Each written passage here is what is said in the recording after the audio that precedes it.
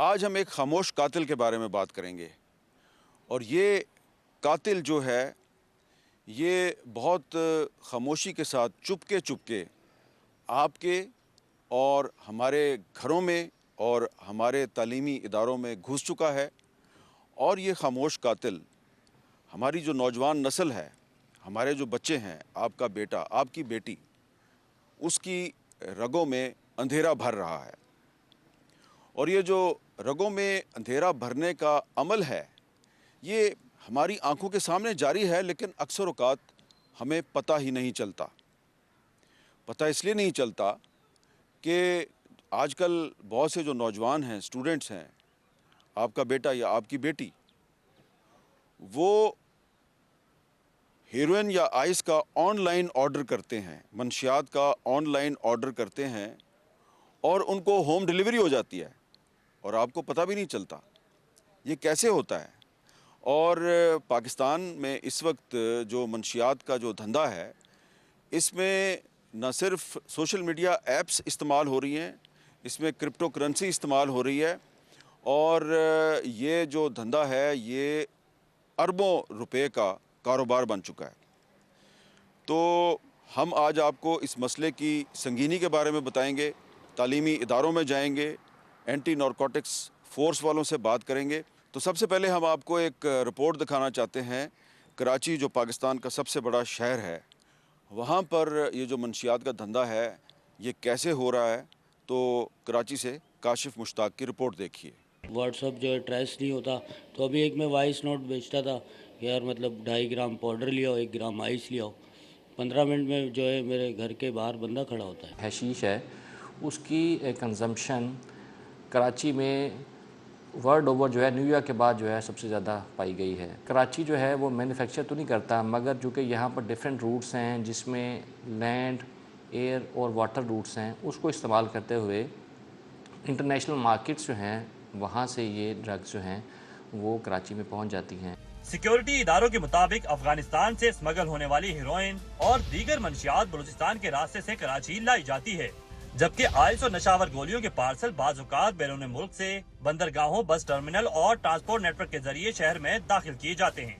یہ بھی انکشاف ہوا کہ شہر میں منشیات پہنچنے کے بعد اس کی صارف تک ترسیل کے لیے سوشل میڈیا کا استعمال بھی سامنے آیا ہے۔ اگر بروقت اور مؤثر کارروائی نہ کی گئی تو یہ مسئلہ آنے والی نسلوں کے لیے ناقابل تلافی نقصان بن سکتا ہے۔ پروگرام کیپٹل ٹاک کے لیے کیمرامین محمد ساجد کے ساتھ کاشف مشتاق، جیو نیوز، کراچی۔ تو یہ آپ نے دیکھی کراچی کی رپورٹ۔ اب ذرا کوئٹہ سے شہاب عمر کی رپورٹ بھی دیکھ لیں۔ یہ مناظر کوئٹہ کے وسطی علاقے کے سٹی نالے کے ہیں، جو گورنر اور وزیر اعلیٰ سیکریٹریٹس اور صوبائی اسمبلی سے چند سو میٹر کے فاصلے پر واقع ہے۔ یہ نالہ کئی دہائیوں سے نشیوں اور منشیات فروشوں کی آماد گاہ بنا ہوا ہے۔ شہر کے دیگر علاقوں میں بھی ایسے مناظر عام ہیں۔ یہ روڈوں میں نکل چکا ہے، گلیوں میں نکل چکا ہے، مختلف جگہوں پر نشے کے عادی لوگ موجود ہیں۔ گزشتہ 6 ماہ میں کوئٹہ کے 18 سرکاری اور نجی مراکز میں 3472 نشے کے عادی افراد کا علاج کیا گیا، جبکہ اس وقت بھی 750 افراد زیر علاج ہیں۔ منشیات کے استعمال کی روک تھام کے لیے پولیس اور متعلقہ ادارے وقتاً فوقتاً کارروائیاں تو کرتے نظر آتے ہیں، تاہم یہ اقدامات دہائیوں سے مؤثر ثابت نہیں ہو پا رہے۔ ان ڈرگس کے خلاف ہائیسٹ لیول پہ ہمیں انسٹرکشن ہے کہ زیرو ٹالرنس ہے۔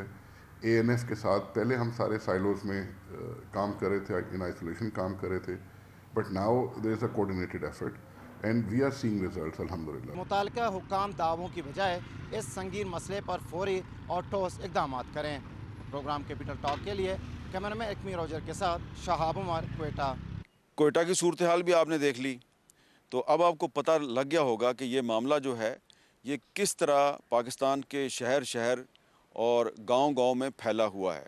تو اب ہم آپ کو اسلام آباد کے دل میں واقع ایک تعلیمی ادارہ جہاں میڈیکل کی تعلیم دی جاتی ہے وہاں پر لے کے جائیں گے، اور وہاں پہ اسٹوڈنٹس کے ساتھ اور ٹیچرز کے ساتھ بات کریں گے، اور اس کے بعد ہم اے این ایف کے ہیڈ کوارٹر بھی جائیں گے۔ تو سب سے پہلے ہم چلتے ہیں ہیلتھ سروسز اکیڈمی اسلام آباد، اور اب ہم ہیلتھ سروسز اکیڈمی اسلام آباد میں پہنچ چکے ہیں، اور یہاں پر ہم یہاں کے جو وائس چانسلر ہیں اور باقی جو ذمہ دار لوگ ہیں ان سے بھی بات کریں گے، لیکن ان سے بات کرنے سے پہلے میں چاہوں گا کہ آپ پشاور سے ابو بکر صدیق کی ایک رپورٹ دیکھیں، وہ آپ کو بتا رہے ہیں کہ پشاور شہر میں منشیات کس طرح کھلے عام فروخت ہو رہی ہیں۔ یہ پشاور کے وہ مناظر ہے گنجان آباد علاقوں اور اہم شاہراہوں پر دیکھے جا سکتے ہیں۔ ہجوم اور گاڑیوں کے شور سے بے خبر نشے کی لت میں مبتلا یہ نشئی افراد جو کل تک دوسروں کا سہارا تھے، آج خود لڑکھڑا رہے ہیں۔ آپ سمجھتے کہ یہ غلط کام کر رہے ہیں؟ آپ بالکل ایسا سمجھتا ہوں کہ بالکل غلط کرتا ہوں، سب یہ سب سمجھتے ہیں کہ یہ غلط ہے۔ خانوں پاٹک نمبر میاوی کیوں کباڑ بیچ کر ہم جمع کرتے ہیں، کارخانوں پاٹک کے قریب سے نشہ ملتا ہے۔ ضلعی انتظامیہ کے مطابق منشیات کے خلاف مہم چلائی گئی، ہزاروں نشیوں کو علاج کے لیے بحالی مراکز منتقل بھی کیا گیا، لیکن شہر کی صورتحال اب بھی ویسے ہی ہے۔ سب سے خطرناک نشہ ہے جو بڑی وبا کی صورت اختیار کر چکا ہے، وہ ہے آئس کا نشہ، کیونکہ اس کے حوالے سے یونیورسٹی اور کالجز کے اسٹوڈنٹس کے اندر بہت عام ہے۔ جو ایک گولی ہے جو کہ ڈانس پارٹیز میں استعمال کی جاتی ہے، اس کے حوالے سے بہت تشویشناک صورتحال ہے۔ اس کو بھی تقریباً ہزاروں کی تعداد، تقریباً 10,000 سے زائد گولیوں کو برآمد کیا گیا ہے۔ جب تک معاشرہ اور ریاست مل کر اس کے خلاف سنجیدہ اقدامات نہیں اٹھاتے، تب تک منشیات سے پاک معاشرہ ایک خواب ہی رہے گا۔ پروگرام کیپٹل ٹاک کے لیے کیمرامین طارق علی کے ساتھ Abu Bakr Siddique, Geo news, Peshawar. Health services academy کے طلبہ و طالبات نے ہمیں جو بتایا وہ آپ انہی کی زبانی سنیں۔ آپ کا کیا نام ہے بیٹا؟ فروا بطول۔ فروا، یہ بتائیں کہ کیا یہ درست ہے کہ جو ایجوکیشن انسٹیٹیوشنز ہیں وہاں پر نارکوٹکس کا استعمال بہت بڑھ گیا ہے؟ جی بالکل، آج کل ویسے بھی اگر دیکھا جائے تو یوتھ میں اس کا یوز جو ہے وہ ویسے ہی ایز اے ٹرینڈ آپ کہہ لیں تو اس کو فالو کرتے کرتے یوتھ میں ویسے ہی بہت زیادہ بڑھ گیا۔ تو ایجوکیشنل انسٹیٹیوشنز میں جو ہے ویسے بھی یوتھ کی جو وہ ہم کہہ لیں کہ کاؤنٹ زیادہ ہوتا ہے، اور پھر وہ ایک دوسرے کو دیکھ کے فالو کر کے تو سب کرتے ہیں یوز۔ تو یہ آپ جس ادارے میں تعلیم حاصل کر رہی ہیں، یہاں پر اس کو ڈرگز کے استعمال کو روکنے کے لیے کیا طریقہ اختیار کیا گیا؟ ہمارے ٹیچرز نے ویسے مطلب اسٹوڈنٹس کو وارن کیا ہے کہ مطلب اگر آپ لوگ یوز کریں گے you will be caught and ہم لوگ آپ کے اگینسٹ ایکشن لیں گے۔ تو یہ بھی اگر آپ لوگ یونیورسٹی کے پریمیسز میں کوئی سی بھی ڈرگ یا کوئی بھی اس سے ریلیٹڈ ایکٹیویٹی دیکھی تو ہم آپ کے اگینسٹ ایکشن لیں گے۔ تو اسٹوڈنٹس کو وارن کیا ہے کافی۔ اچھا، آپ کا کیا نام ہے؟ آمنہ علی۔ آپ اس بارے میں تھوڑا بتائیں گی؟ جی بالکل، نارکوٹکس کے بہت زیادہ بچے یوز کرنے لگ گئے ہیں، اس کے لیے ان کی کاؤنسلنگ کی جاتی ہے یونیورسٹیز میں بھی، اور تاکہ وہ اس سب سے دور ہوں اور اپنی پڑھائی پر فوکس کریں۔ آپ کا کیا نام ہے؟ محمد عمر صدیق۔ تو آپ کو پتہ ہے کہ آپ کی یونیورسٹی میں کوئی اسٹوڈنٹس جو ہیں وہ یہ ڈرگز وغیرہ استعمال کر رہے تھے؟ جی سر، میں نے آبزرو کیا، میں کافیوں کو دیکھا کہ وہ اس طرح ڈرگس استعمال کرتے ہیں، اور انہیں پرسنلی پرسیو بھی کیا کہ آپ اس طرح کی ہیبٹس کو نہ اڈاپٹ کریں جو آگے آپ کو بہت ہی ڈراسٹک ریزلٹس دیں گے۔ اینڈ انہوں نے کافی حد تک سمجھا بھی ہے۔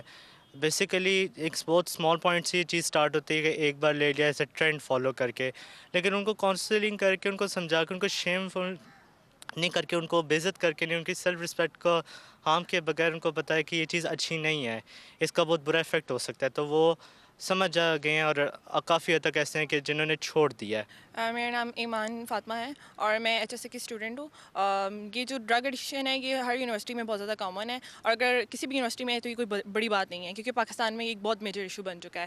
اگر ہماری یونیورسٹی میں ڈرگ ایڈکشن سے ریلیٹڈ کوئی بھی اسٹوڈنٹس اگر ہمیں ملے ہیں تو ہمارے جو وی سی ہیں ڈاکٹر شہزاد، ڈاکٹر سعدیہ اور سید مرتضیٰ گیلانی، انہوں نے بڑا کانفیڈنٹلی ورک کیا ہے اس پہ، اور الگ سیپریٹلی اسٹوڈنٹس کو جو ہے انہوں نے اس کی کاؤنسلنگ کی ہے تاکہ ان کی جو سیلف رسپیکٹ ہے وہ بھی ڈیمیج نہ ہو، اور جو بچے اس بات کو انڈرسٹینڈ کریں کہ اس کے کیا افیکٹس ہیں، اس پہ ان کی پڑھائی پر کتنا اثر ہوگا، اور جو ان کے جو پیرنٹس ہیں جن سے ایک امید لگائے بیٹھے ہیں کہ وہ یونیورسٹی میں جا کر ڈاکٹر بننے کے لیے گئے ہیں اور ان کا اس سے مستقبل جو ہے وہ اتنا ڈارک ہو رہا ہے، تو اس سے ریلیٹڈ انہوں نے ان کو آگاہ کیا ہے۔ اور ویسے بھی کسی بچے کا ایک قصور نہیں ہے، ٹھیک ہے، یہ ایک اسمال پوائنٹ سے اسٹارٹ ہوتا ہے اور پھر اس طرح ایک اسپریڈ ہو جاتا ہے، اتنے بڑے لیول پہ آ کے اسپریڈ ہو جاتا ہے ایک اسٹوڈنٹ سے دوسرے اسٹوڈنٹ کو، اور پھر اس طرح ایز اے ہول پورے گروپس جو ہے خراب ہو جاتے ہیں۔ تو اس طرح ہماری یونیورسٹی نے اس پر ورک کیا ہے، اور اب الحمدللہ جو ہے اب ہمیں بہت اسمال اماؤنٹ میں اس کی جو پرسنٹیج ہے، ریشو ہے، وہ ہمیں مل رہی ہے، اور انشاءاللہ ایسے کرتے کرتے یہ سب کچھ اسی طرح سے ورک آؤٹ ہوگا اور ختم ہو جائے گا۔ یہ جو ادارہ ہے یہاں پہ 3,000 کے قریب اسٹوڈنٹس ہیں، اور یہاں پر ہم اس لیے آئے ہیں کہ اس ادارے کے وائس چانسلر، سٹاف اور اسٹوڈنٹس نے مل کر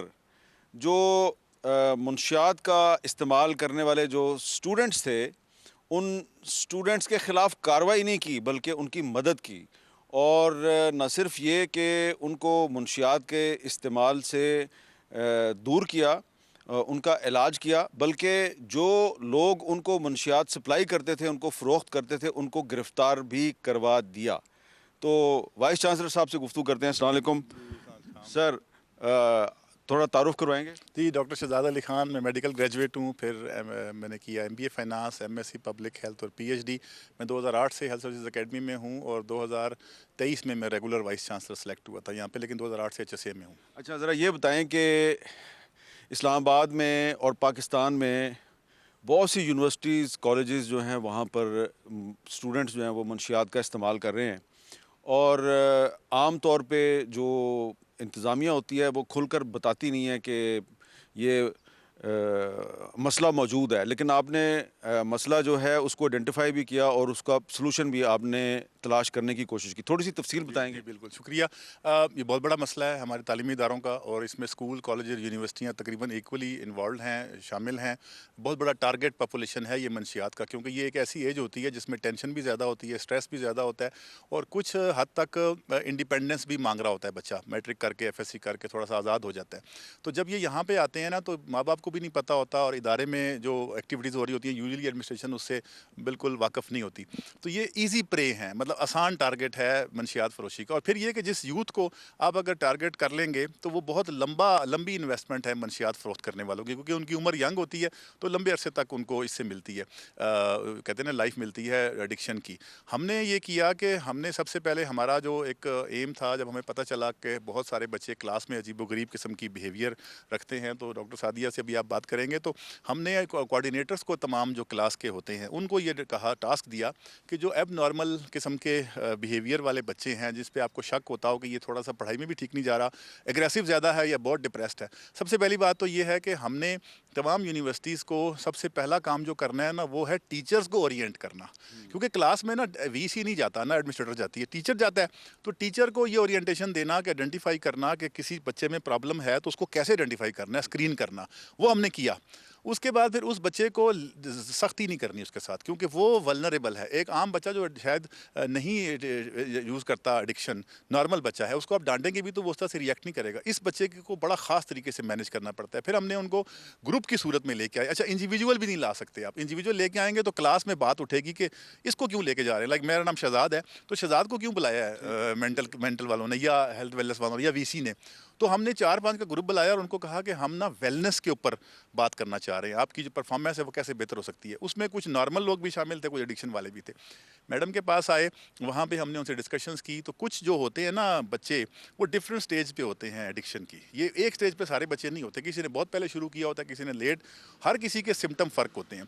تو جو کسی خاص لیول کے اوپر ایک پہنچ چکے ہوتے ہیں نا، جہاں وہ تھوڑا سا تنگ بھی ہو رہے ہوتے ہیں فائنینشلی، تو وہ پھر تھوڑا سا بولنا شروع کر دیتے ہیں۔ اچھا، ہم نے ان سے یہ نہیں کہا کہ آپ نشہ کرتے ہیں، ہم نے ویسے کلاس میں پوچھنا، کلاس میں کچھ ایسے لوگ ہیں کہ جو ایڈکشن کرتے ہیں، تو انہوں نے اپنی بجائے کسی کا بتایا، تو ہم نے ان کی مدد کیسے کر سکتے ہیں، آپ اگر مدد کرنا چاہیں ان کی تو کیسے مدد کریں گے کہ جی وہ ان کو ریہیبلیٹیشن چاہیے ہوگی، کاؤنسلنگ چاہیے ہوگی، بریدنگ ایکسرسائز چاہیے ہوں گی، تو پھر انہوں نے یہ بھی بتائیں۔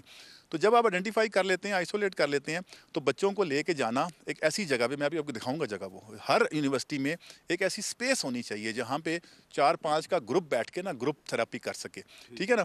اچھا، یہ آئسولیشن کا شکار ہوتے ہیں، ماں باپ کے پاس ٹائم نہیں ہے، شام کو کوئی اور بھی دوست نہیں ہے ان کا، موسٹلی میں نے یہ فیل کیا ہے کہ جو بزینس ہے نا ہماری، مصروفیت بہت زیادہ ہو گئی ہے، اس وجہ سے بچے بجائے اس کے کہ وہ سوشلائز کریں، گیمز میں کھیلیں، وہ آئسولیٹ ہوتے ہیں، اور آئسولیٹڈ جو بچہ ہوتا ہے نا وہ ٹارگٹ ہوتا ہے ہمارے اس مافیا کا۔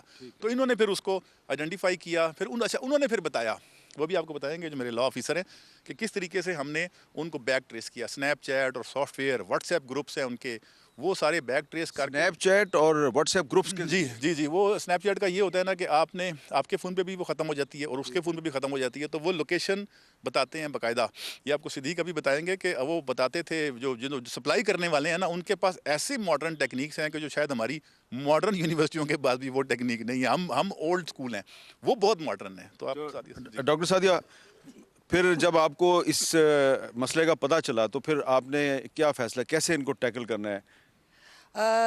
جیسے ڈاکٹر شہزاد نے بتا دیا آپ کو، ہم نے ایک تو وہ کوآرڈینیٹر کے تھرو ان کو پن پوائنٹ کیا، ان کو گروپ تھیراپی کے لیے لے کر آتے تھے. کسی بھی انڈیویجول کو ہم نے یہ فیل نہیں ہونے دیا جیسے وہ وکٹم ہے یا ہم اسپیشلی کچھ اس کے لیے کر رہے ہیں. ایز گروپ کرتے تھے. ہمارے پاس کلینکل سائیکالوجسٹ ہیں جو خاص ٹرینڈ ہیں اسی ایڈکشن تھراپیز میں، وہ کاؤنسلنگ سیشنز لیتی ہیں. اور آپ نے پی ایچ ڈی کس میں کی ہے؟ مینٹل ہیلتھ میں کیا ہے یونیورسٹی آف مینچسٹر سے جی. اور پوسٹ ڈاک بھی میں نے وہیں سے کیا.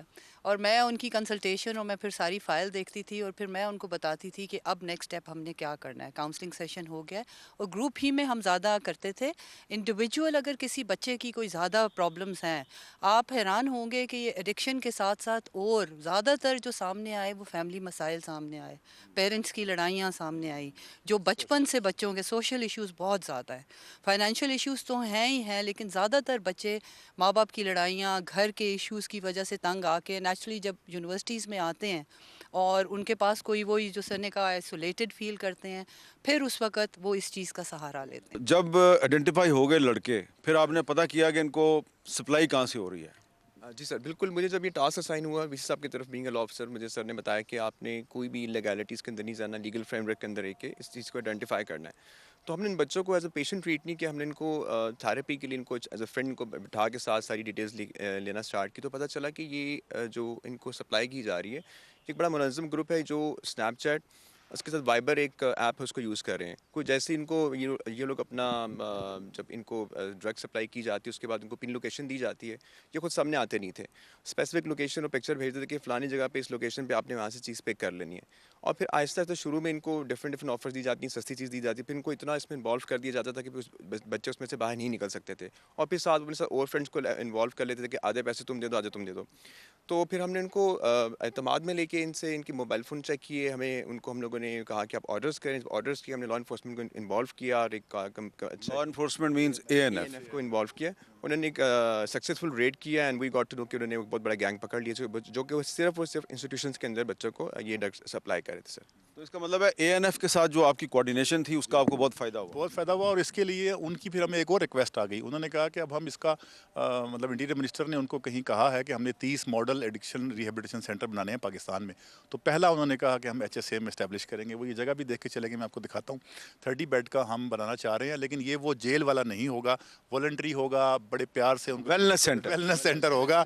اور اب ہم جائیں گے ANF کے ہیڈ کوارٹر اور وہاں پر دیکھیں گے کہ ANF کی طرف سے پاکستان میں منشیات کے انسداد کے لیے کیسے کام کیا جا رہا ہے. ANF ہیڈ کوارٹر میں ڈائریکٹر انفورسمنٹ بریگیڈیئر عمران نے ہمیں ANF کی کارکردگی کے بارے میں بریف کیا.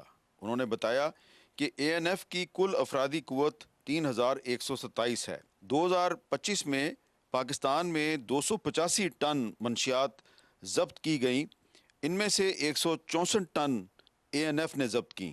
ہمیں بتایا گیا کہ 2025 میں پاکستان کی مختلف یونیورسٹیوں میں 1.5 ٹن منشیات برآمد ہوئیں اور 500 ملزمان گرفتار ہوئے، جن میں سے 110 افغان باشندے تھے. ANF نے پاکستان کی 273 یونیورسٹیوں اور 4040 کالجز کے علاوہ 2,70,000 اسکولوں میں بھی منشیات کے خلاف مہم چلائی. سر یہ بتائیے کہ جو اینٹی نارکوٹکس فورس ہے اس کے لیے اس وقت سب سے بڑا چیلنج کیا ہے؟ سر اینٹی نارکوٹکس فورس اپنی ذمہ داریاں بطریقہ احسن ادا کر رہی ہے. ماشاء اللہ we have lot of achievements to our credit, لیکن ساتھ ساتھ کچھ چیلنجز بھی ہیں. لائک یہ جو سوشل میڈیا ایپلیکیشنس کا پریویلنس ہے یہ ایک چیلنج ہے، ڈارک ویب ایک چیلنج ہے، کرپٹو کرنسی کا استعمال چیلنج ہے، اور جو سب سے زیادہ بڑی تھریٹ ہے وہ ہماری یوتھ کو ہے. بیکاز یہی یوتھ ہمارا ڈیموگرافک ڈیویڈنٹ ہے، یہی ہمارا ایسٹ ہے، اور ہم نے اس کو اس منشیات ڈرگ ابیوز سے بچانا ہے. تو ہماری پوری ایفرٹ اس لیے ہے. ابھی ہم نے پرائم منسٹر صاحب کے کہنے پر اور فیلڈ مارشل صاحب کے کہنے پر ہم ایک ایجوکیشنل انسٹیٹیوٹ سینٹرک کیمپین بھی چلا رہے ہیں. ہم 2024 میں بھی اس کیمپین کو چلایا تھا، اور جب اس کی سفارشات ہم نے اپنے سینئرز کو کی تو اس کا کینوس اور اس کے اسکوپ کو مزید بڑھا دیا گیا. اور 2024 میں ہم نے صرف یونیورسٹیز کو کور کیا تھا، لیکن 2025 میں اس کے اسکوپ کو بڑھا کر اسکولز اور کالجز کو بھی شامل کر دیا گیا. پچھلے سال 260 یونیورسٹیز کو ہم نے کیمپین کیا تھا، اور تقریباً 1.5 ton drug around the premises of those universities ہم 1.5 ٹن جی 1.5 ٹن ڈرگ ہم نے سیز کیے. اور اس میں کافی اچھے انٹرسٹنگ کنکلوژنز آئے، اور ان کنکلوژنز کی بیس کے اوپر جو اس سال کی کیمپین ہے اس کو ہم لیڈ کر رہے ہیں. نہ صرف یہ کہ فیڈرلی 273 یونیورسٹیز، 4040 کالجز اور تقریباً 2,76,000 کے قریب اسکولز کو ٹارگٹ کیا جا رہا ہے. اے این ایف ایک سلم اور ایفیشینٹ فورس ہے، تو ہم اس میں دو چیزیں دیکھ رہے ہیں فیڈرلی. ایک تو ہم تمام یونیورسٹیز ہمارے چارٹر کے اوپر ہیں، ہم ان کو دیکھ رہے ہیں. اس کے علاوہ جو آرمی پبلک اسکولز کا ایک بڑا کنسیڈریبل نمبر ہے وہ ہم خود کور کر رہے ہیں. اس طرح تقریباً 500 کے قریب یہ بن جاتی ہیں ایجوکیشنل انسٹیٹیوٹس جو اے این ایف خود ٹیک آن کر رہی ہے. رہی بات degree awarding colleges which is a large number, اور جہاں تک اسکولز کی بات ہے تو اس کے لیے پھر ہم نے، چونکہ ایجوکیشن ایک پروونشل سبجیکٹس ہے، تو ہم نے پروونشل ایجوکیشن ڈپارٹمنٹس کو، پروونشل ہائر ایجوکیشن کمیشن کے ڈپارٹمنٹس کو، اور سر ہم نے اس کے ساتھ جو پروونشل لا انفورسمنٹ ایجنسی کو، ان کو اپنے ریجنل آئی ٹی ایف کے فورم سے. آپ نے کہا کہ سوشل میڈیا ایپس جو ہیں وہ بھی اس کے لیے استعمال ہو رہی ہیں، تو اس میں یہ آپ اس کو پھر ڈیٹیکٹ کیسے کرتے ہیں؟ سر ایکچولی جہاں تک یہ تعلق ہے ڈارک ویب کا، تو ڈارک ویب ڈیٹیکشن کے پوائنٹ آف ویو سے تو بڑی لمیٹڈ کیپیبلٹی ابھی پاکستان میں اویلیبل ہے. رادر انٹرنیشنل جو ڈیولپڈ کنٹریز ہیں they are also grappling with this challenge. لیکن الحمدللہ ہمارا یہ جو این سی سی آئی ہے، آئی اے جو منسٹری آف انٹیریئر کے نیچے نیا ادارہ آیا ہے، یہ اس چیز کو، ڈارک ویب کو، سوشل میڈیا اپلیکیشن کے چیلنج کو انشاءاللہ they are grappling and they are trying to get over with it.